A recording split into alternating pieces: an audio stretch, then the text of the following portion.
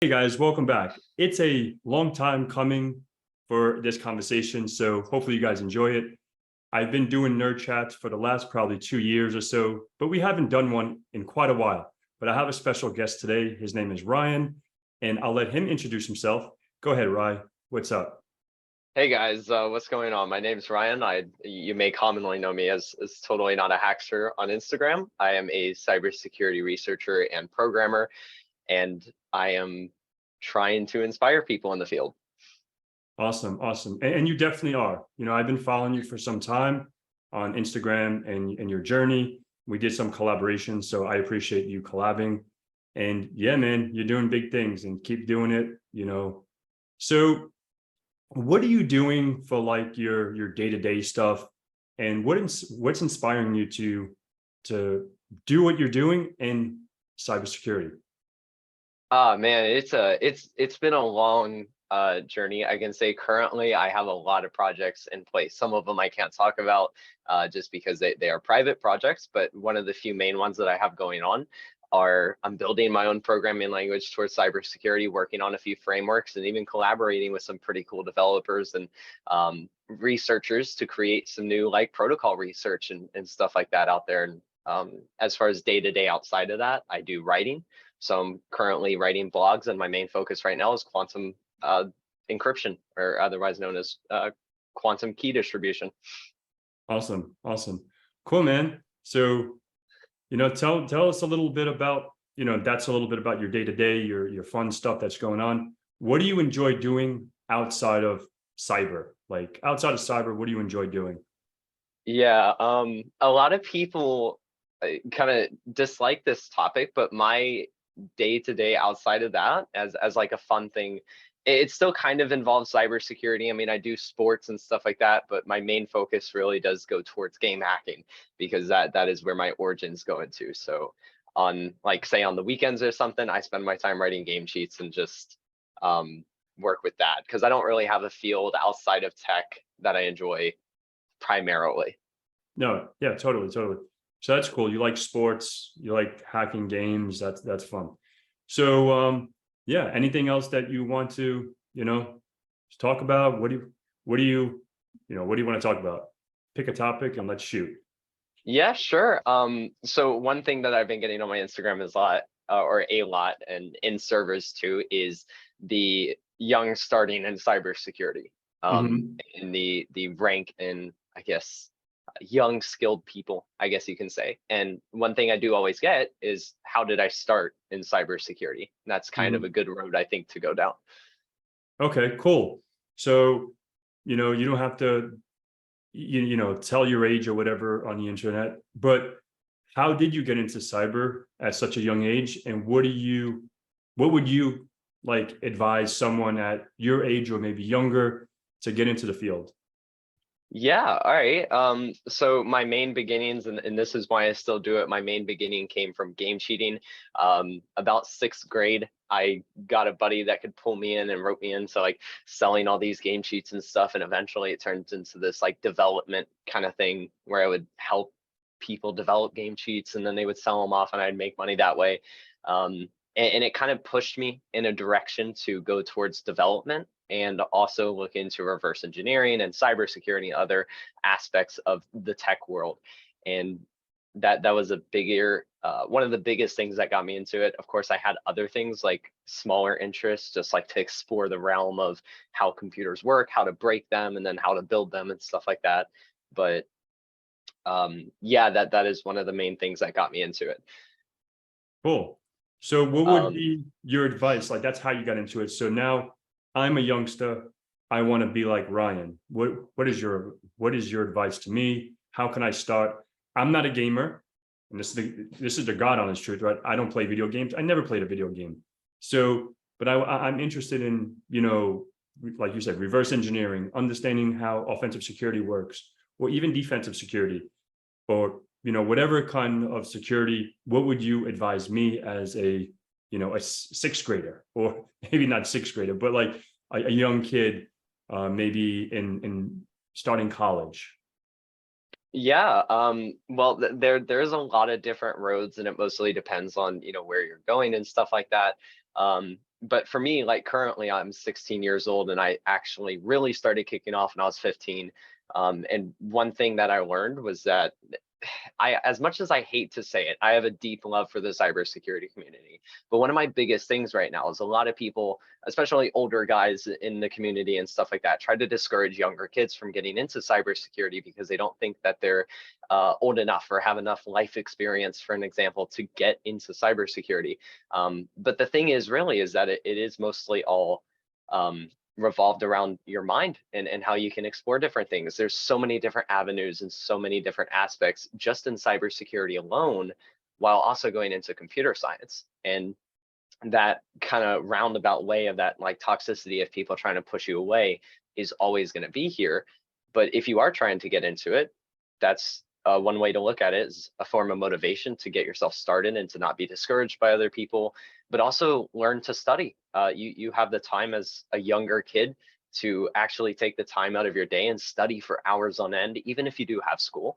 Like right now, I'm doing school programming, cybersecurity, morning API hacking, and I'm doing all these projects, but I still find the time to study and to make new, I guess you can say, dents in my career younger before I run out of time. No, oh, and that's awesome. That is so cool. So we talked about learning, right? And you're saying, okay, let's learn. Remember, I'm a new in the field. So when you say learn, are you talking about maybe Hack the Box, Try Hack Me, Vuln Hub, setting up my own stuff at home, go into like, something in the cloud, you said API hacking. So how do I get like my foot in the door? Oh man, there's for me the way I started was doing that. Yeah, you can set up your own environments, virtual environments. It really depends on the field. When it comes to web hacking, there is a lot of things like Hack the Box or Try Hack Me that not only give you decent experience and exposure to vulnerabilities, but also get you a chance to explore it. One big thing for me when I started out, because I started out with game hacking and then slowly moved towards reverse engineering, but I reverse engineered networks and protocols and stuff like that as a start. So you can find virtual simulators online, or for like reverse engineering automotive security systems. You can set up all these cool virtual simulators and go through the parsers and find tools online, or buy books. Books are a major thing for me. And they help me grow a lot, because some of these online forums and even a lot of the educational quote unquote places, they're not really educational, and they can be a lot of off-putting to a lot of beginners. No, and exactly, and it can be very overwhelming, right? Yeah. And this is what I try to tell folks as well, older, younger, my age, or whatever. It's like I get this question a lot, like, all right, I'm a plumber or I'm a mechanic today, and I want to get into cyber. I always say, yeah, we can. There's always the needle in the haystack person that went from a plumber to a hacker, right? But I think this is my opinion, and it's always gonna be my opinion, maybe because this is the road I took, like having that experience as, a help desk, system engineer, network engineer, if you're getting into a field of, I'm not a reverse engineer, I don't do development, I come from more the network, the typical, network, security, blah, blah, blah, and then I led into this side of the field. So it's like, how can I go about hacking Active Directory, for an example, when I never even set up a user in Active Directory?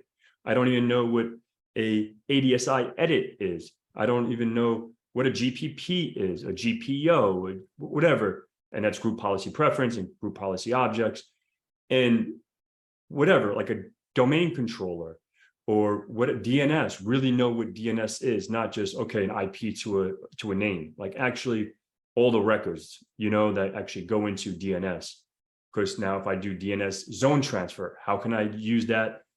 How can I set up, DNSSEC to prevent those zone transfers from even happening? So I think being that like defensive mindset or that system admin, network admin in an internal place, or maybe an MSP, which is a managed service provider, it'll give you that exposure and that'll, help you that much more to become a better, cybersecurity expert or whatever. If you want to be an offensive security guy, a hacker, a defensive security guy, a blue teamer, that's my take. right? Like for anyone that's watching this, and they probably heard this a quadrillion times, but that's always my take. Yes, Hack the Box works, Try Hack Me works, VulnHub works, but I'm a plumber yesterday, and you give me an IP address in from Hack the Box. What the hell do I do with this IP address? I don't know, you know? So, and like you said, I'm feeding off what you said about the whole educational system, right? The education behind, there's some folks out there that teach very well, that can break down. And even when I'm doing my educational lectures or teaching, I teach the way I would comprehend the content, right? There's some really good folks out there. I don't want to mention names, but like some really, really good hackers or whatever you want to call them. But if they're making a video, for an example, if I'm saying we're going to make a video today about compromising Active Directory, because that's my bread and butter, right? So I could talk about something I'm pretty good at. So if I say, oh, we're going to be using, I downloaded this zip file because I invoked this, use PowerShell to invoke this, blah, blah, blah. And I got the users and now I'm going to be ingesting this in Bloodhound. Whoa. All right, what is Bloodhound? How did you get that file from Active Directory? How did you even get onto that AD or that domain controller in order to even extract that? So that's the way I think. It's like, okay, now today, if we're going to be compromising AD, we're going to start at A to Z. We're not going to start in the middle of the alphabet to Z, because then there's a whole gap missing. And there's a lot of videos out there that they say, okay, we're going to, learn about Wi-Fi pen testing. Okay. Oh, like they already have their Wi-Fi card in monitor mode. They already, captured the PCAP file. And now we're going to crack it with aircrack NG. How the hell did you even get that PCAP file? You see what I'm saying? So that's where like the whole educational thing, like even when I was learning Python and I was learning some stuff like, oh, like hello world, like the, very, very basic stuff. And then like I can get a Python script from GitHub. Now you can just use ChatGPT, and that's what I do. And I just writes me a script for me. But again, like I would get these scripts, I would actually, and it would be like, oh, line 36 broken, whatever. And if I didn't understand really how to do quote unquote code review or reviewing that, I'm lost, So having that fundamentals, the moral of the story, I believe having the fundamentals, if it's a web application, if it's if it's networking, systems, cloud, you need that in order to excel. That's just my take. And what are your thoughts? Yeah, man, that's actually, it's weird that you pinpoint that. That is my exact thought too. One thing that a lot of people give me credit for is like currently in the community and where I've gotten a lot of the respect and even jobs that I have now is one, fluency, and two, the how deep I go into things. I guess a good example is the game cheating community. Ever really since the early 2000s, the game cheat community has been one giant toxic copy and paste of code. And 95% of them are like that, but there's a good 5% that actually know and understand what's happening. When you go online to learn about game exploitation or reverse engineering is a good example. They will write code and not even actually tell you what's going on. I think that the deepest part, especially when it comes to reverse engineering, is going to be how the internals and the externals of something work. One of the security research articles I was working on was dissecting the APIs of an Apple TV externally. And one thing that I never could understand is the factor that anyone who tried to explain the protocols, they just explain the base level in like a 30-minute video when you can go so much more deeper and need to. And that is one thing that I find a major missing part to. It's kind of annoying to see because you can't really learn anything.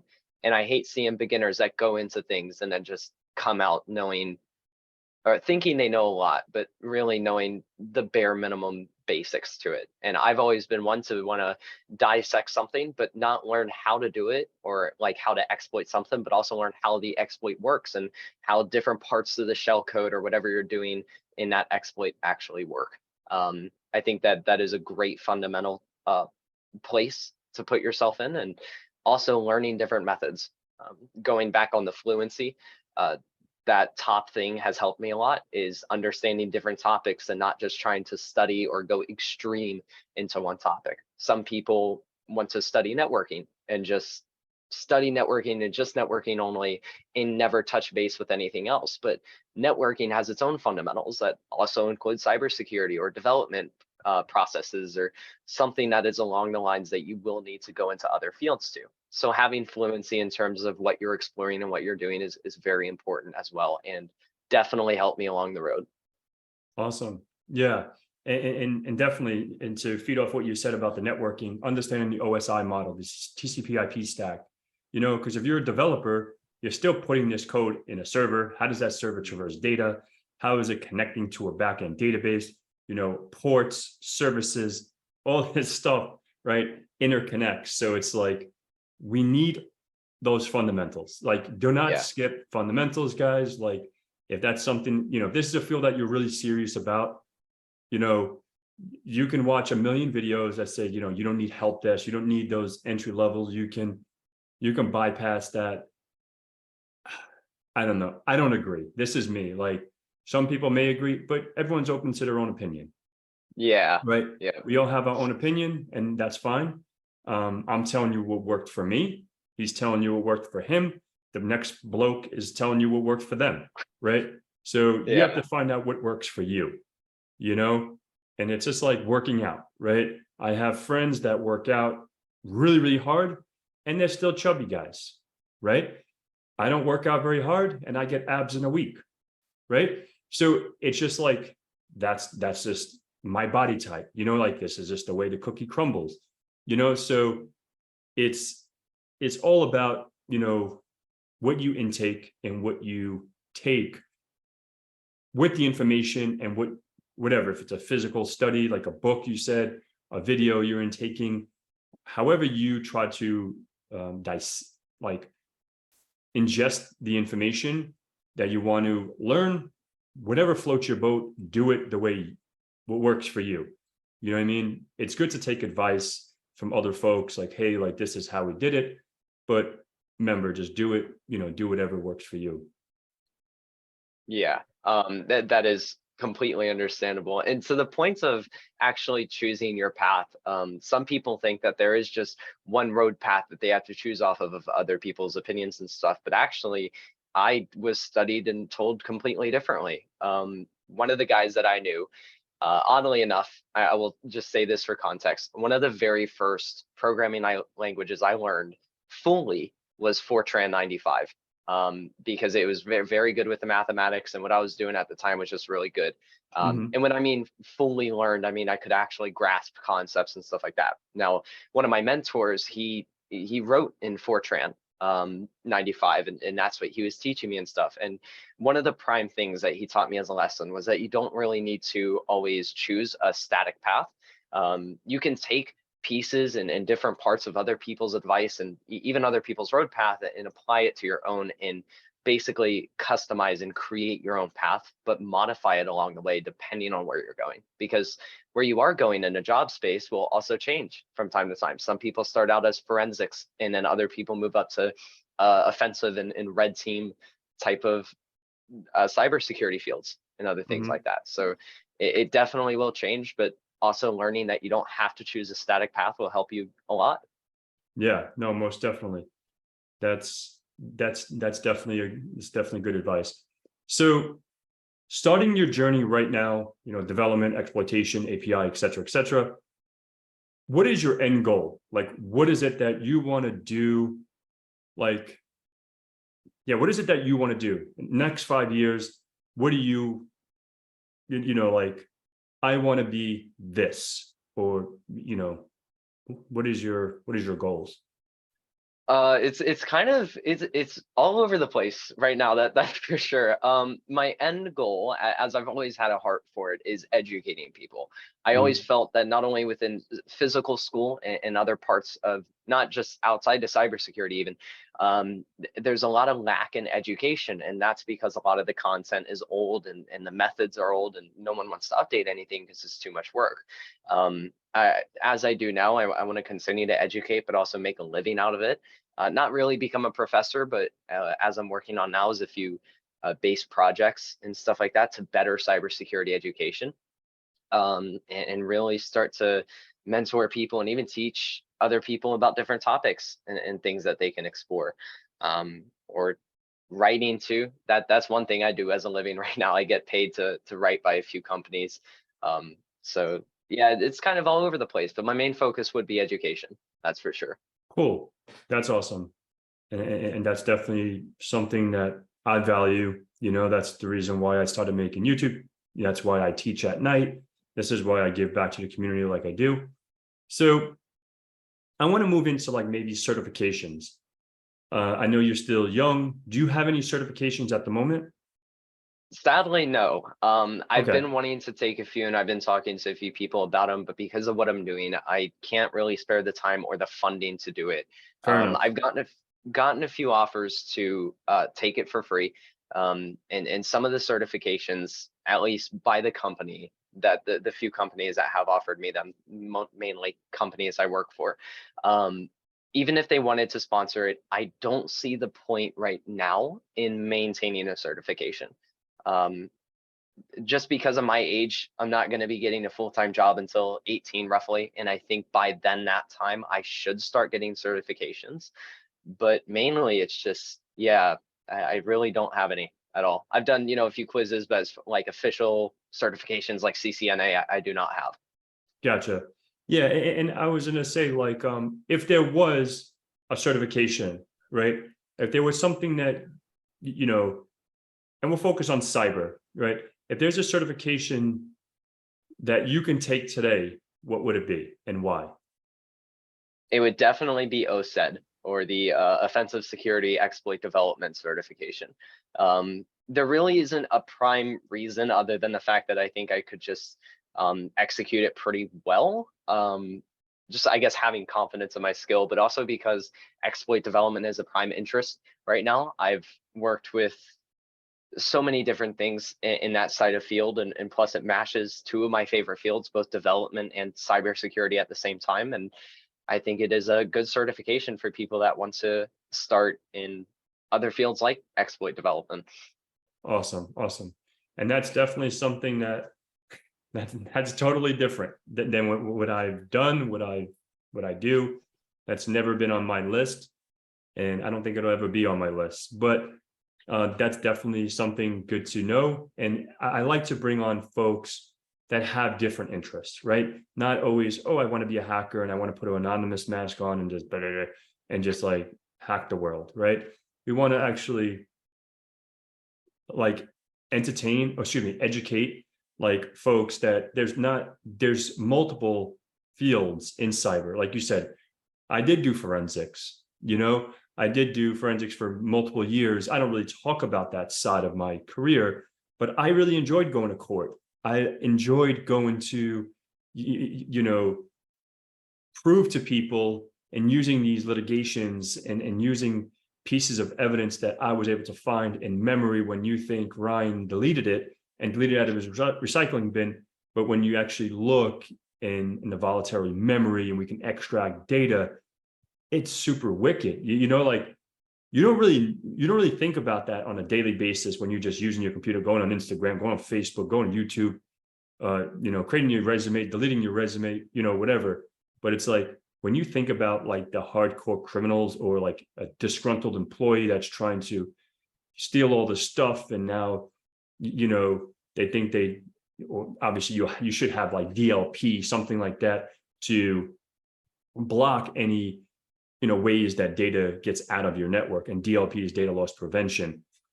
And but there's ways around that, and if you're clever, you don't have to have like a USB, you don't have to email something, there's ways to actually, take documents and put it into a picture using steganography.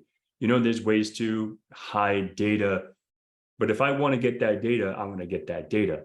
So now tearing that data apart, that was something that was super intriguing, and then obviously I got like tired of it, because then I was starting, then I didn't get tired of it. Then like solid state drives came along, and then other stuff. It's not like I'm taking platters apart with my white picket gloves and the little thing, and like, you know, so Yeah. things have changed. And then it went like cloud, and yeah, now I do some compliance stuff in the cloud and using Incase and other tools that are a part of the forensics world. But that's definitely another path to go down. You know what I mean? So folks, don't ever think like cybersecurity is just like two paths, blue team, red team. It's so huge, you know. But so yeah, that's awesome that you're interested in exploit development. Keep doing what you're doing. Any other topics that you would like to cover for folks to try to grasp? Shoot it. Yeah, there's actually two. This one's going to be for younger people. I guess you can also say for people who are going through university and stuff like this now. I think it primarily focuses on kids who are going through like grade school and stuff, just because it's the advice comes from my experience.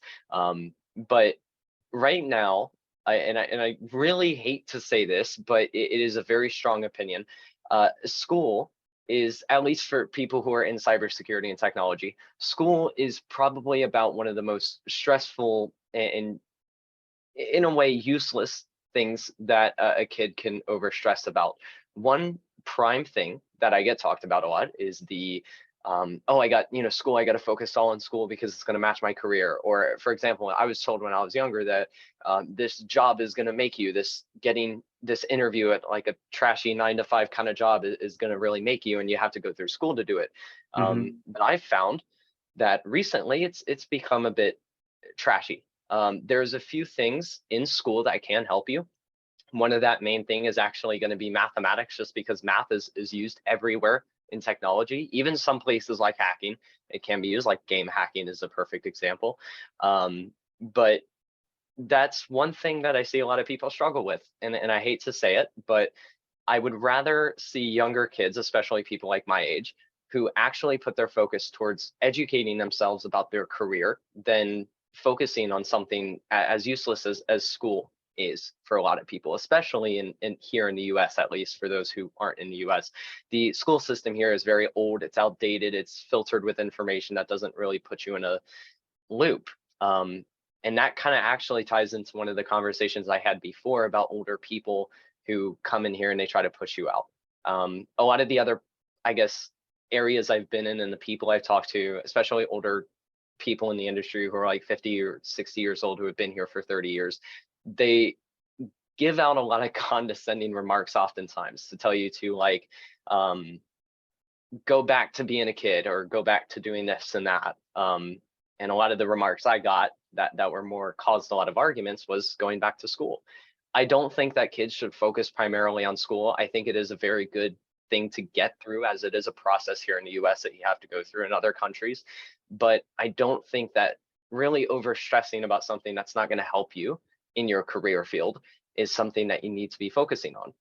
So I always try to direct kids towards, say, hey, go read a book about your field of topic, but get your mind off of school and stuff like that. Really try to explore new realms outside of it, just because I know that school right now is very painful for a lot of people, and it is crazy. Even my math teacher here recently, which she's been reading a lot of my articles, she came across them online, and she even told me to not put as much effort towards school, which is surprising considering it is a teacher at that school.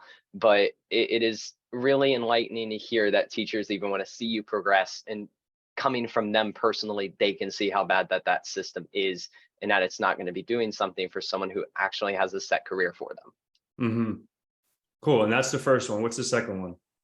The second one was actually, I was going to tie into that, but I couldn't really formulate it. It was mental health. Mm-hmm. One of the major topics that I talk about as well on my page is going to be mental health. Mm-hmm. Quantum scientists, quantum researchers, computer scientists, people who go through computer science in college kind of wreck their brains. And the reason is because we as programmers, security researchers, whatever it is. You sit behind a screen all day for 10 hours a day, do nothing but program, write code, or do whatever to make your practices a bit more up there, I guess you can say. And I wanted to hand out some advice that came personally from me and some really legendary members of the community and other people like that. And one of the things is to just take care of your mental health. As a programmer, I know what it's like to sit behind a screen for about 10, even 9 hours a day and just slam energy drinks and ramen bowls. I have been through that more than enough times I can count in my career. And it really destroys you on the inside. So my advice to you would be to, exercise a little bit, get outside every day. Like once every day, I exercise for 30 minutes to an hour.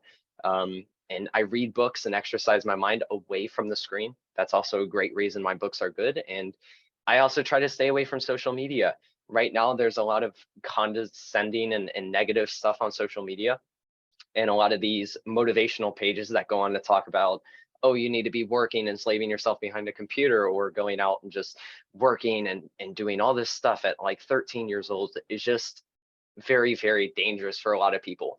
And I've seen a lot of people fall down some deep, dark paths because of that. And I think it's a good idea to express the fact that you should get outside and you should enjoy life outside of your career, because you don't really want to slam yourself with all this work and then just do nothing else, because even then it just gets boring and then you fall out of it and then you hate your career. You don't really want to turn something like cybersecurity into hate. Exactly. And that's definitely a good thing to bring up, because I talked about, semi mental health with a friend, Zach, that we talked about a little bit because he went through some stuff.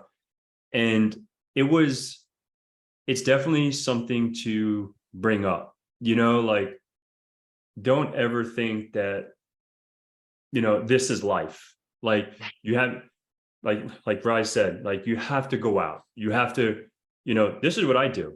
And maybe this is why I'm pretty chill, because I don't sit on the computer for 10 hours. Like literally, like I'm on a computer while I work, if I'm doing a YouTube video, if I'm doing something like this, but I'm not your typical nerd. I don't do nerdy things. Like I'm not sitting here playing video games. Like after this, I'll probably go clean up my house and then go play hockey, go shoot around a little bit, go skate. And it all depends because it's 900 degrees here. But I think having that work-life balance, and depending on how old you are, like this world, don't let it suck you in and take you away from your family. You know what I mean? Take you away from your friends, like, because it can destroy that stuff, because it has happened to me, right? Like not that I got so focused on work, but it was just like, especially when I started my YouTube channel, right? And I'm like, okay, I want to try to bang out 10 videos tonight, not really post them, but I was just like, once I'm on a roll, especially when I was doing like my Windows Server, Cisco stuff, VMware, like, at least for me, if I stop doing it, in the sense of like, if we're going to be talking about building out a full Windows environment, today we're going to be talking about, setting up Windows Server. And then, okay, like, and I want to continue, okay, I'm not going to do a 15-hour video, but I'm like, okay, we're going to stop. I'll go get a drink or whatever, come back. Okay, now we're going to talk about Active Directory. Then we're going to talk about group policies. Then we're going to talk about DNS, DHCP, WDS, whatever the topics are that, I've written down for the 15 videos that I want to make, and then, okay, like 3, 4, 5 hours go by at night. I normally try to do my videos at night, like when the family's sleeping, or like, when I'm not disturbed, and when I'm not taking away my time from them. Like if I'm doing this at 3 or 4 in the afternoon on a Saturday, when we can go to the park, we can go to the zoo, we can go to do something, and I'm sitting here 3, 4 hours on a Saturday, while all week we've been waiting for Saturday to come so we can all do something together. And then like, Pat, like, why didn't you do those 3 hours, 4 hours from 9 to 10 p.m. Monday, Tuesday, Wednesday, Thursday, right? And leave the weekend open, So definitely incorporate that into your routine, because it can destroy relationships. It can destroy families. I know it because I experienced it, folks. Like I noticed that I know it firsthand. So mental health, going back to the mental health thing, like you always have to take care of yourself, make sure you're, like you say, stay hydrated, right? Stay Yeah. exercise. Yeah, like these are super important. Like we overlook this. You know what I mean? Like, yeah, I love my everyone probably knows I love green tea. Like, but I do drink a lot of water when I'm skating or if I'm going to the gym or if I'm whatever I'm doing. But at the end of the day, folks, we have to make sure we take care of ourselves, because if we're not, you know, healthy, we cannot perform out at our best. And you can't intake that information and grasp that information. And about studying, I want to add one more thing and then we can wrap stuff up. Take things in small chunks. This is a bit of advice for me, because I've taken over 100 certification exams. And in the beginning, when I used to study, I used to want to study a topic and do a certification in a week, right? Yes, I comprehend that week, and then I can take the exam on Saturday or Monday, pass the exam. Tuesday, ask me about it. I don't remember, right? Because it's so much information. But if you take it, for example, I'm studying for PNPT from TCM Security. If I'm going to study Active Directory hacking, I want to focus on AD hacking. I'm not going to go outside and touch, I don't know, Burp Suite, web and SQL injection, cross-site scripting. No, because then my mind will go there.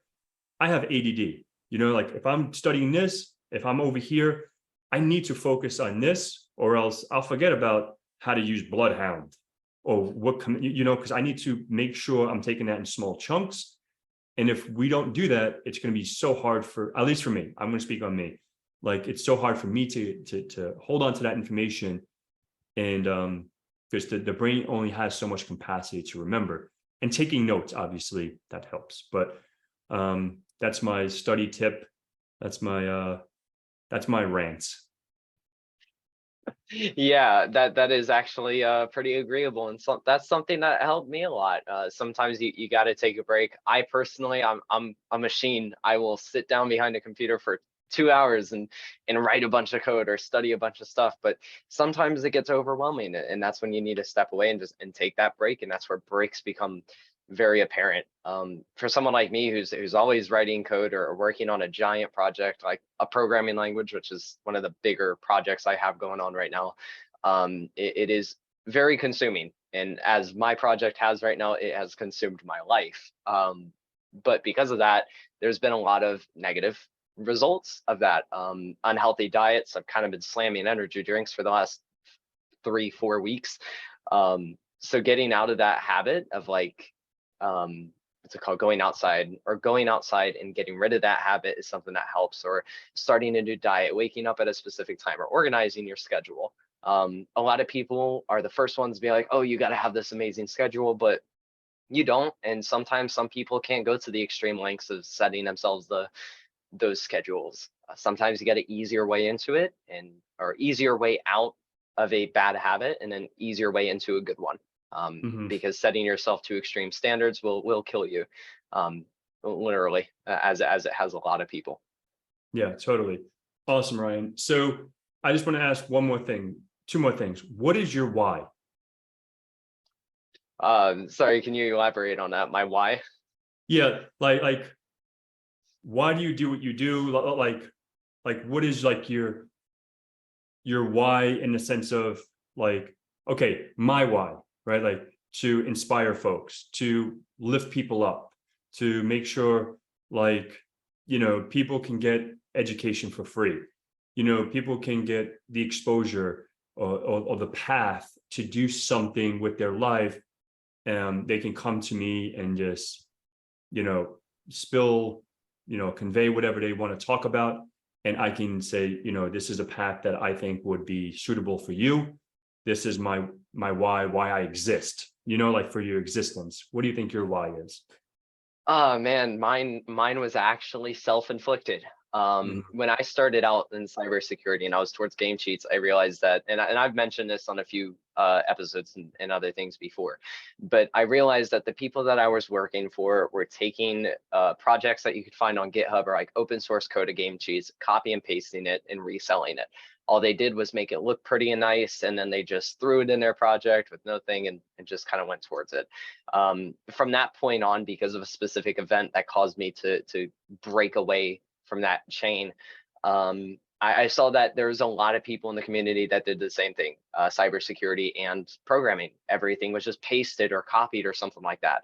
And I kind of had a self-hatred for myself because I didn't actually like the fact that I was doing the same thing that those people were doing. When I first started programming, that was the first thing I did. I copy and pasted code from other projects. I didn't sell it, but I did use other code in my projects, and I kind of hated it because it's horrible that I didn't understand anything that was happening. So about a month later, I started to crack down on things, and one of my main goals ever since then was to teach people that you don't always have to use GPT or abuse Google to do your code or do your research. If you want to research something, these are tools we have. I always tell people, if you are listening to me or even following me on Instagram, you have the power of the world invested in a keyboard. You can change the world in any way you want.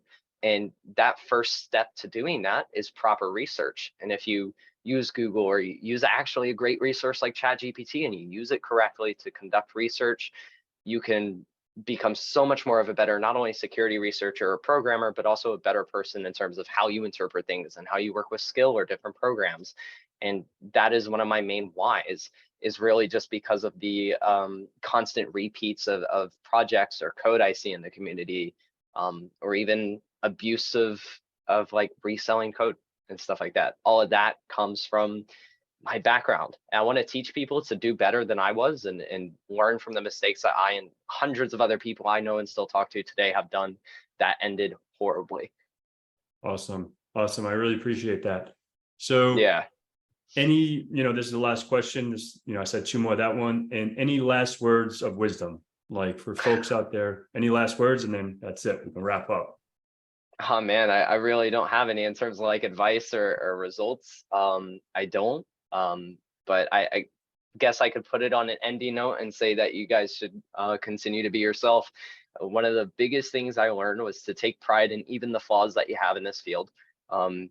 Like, for example, imposter syndrome is a big thing here. But if you learn to take pride in the flaws and then the failures of projects, and I've failed hundreds and hundreds of projects in the last year, then you can be better and you can build better stuff or program or hack different things better and just become much more intelligent than what you were when you started. As it's very important to take pride in the flaws, because failure is what breeds the best of us. Awesome. Awesome, dude. I really want to say thank you. I know this was a long time coming. Super stoked that we were able to get this. And last thing, if anyone wants to follow you on social media, follow your projects, how can they find you? Well, mainly it's all under the same name. I keep my socials just for that convenience, but I have a Medium page that is under Totally Not a Hackster, and that's spelled totally and then underscore not underscore a and underscore hackster with 2 X's. But I also have an Instagram that's that way. My GitHub's the same, and I have other things that you can follow me on, like Blogger or other pages and stuff that I'm a part of organization wise and stuff. But those are the 3 main ones. Yep. So if you guys want to follow, follow him on Instagram. And if you want to know the actual pages to his blogs, obviously he can send that over, or he can send it over and I can put it in the description below. But I'd rather him send it over, whatever he wants to share, let him share. So I want to say thank you so much, Ryan. And until next time, dude, have a blessed day and keep doing you, man. You're doing good things. Yeah, man. Thank you. And again, thank you for having me on. It was right. It was a big, long time coming, but I was excited to do it and get it done with. Awesome. Thank you so much. Have a good one. Peace. Yeah, you too. Peace.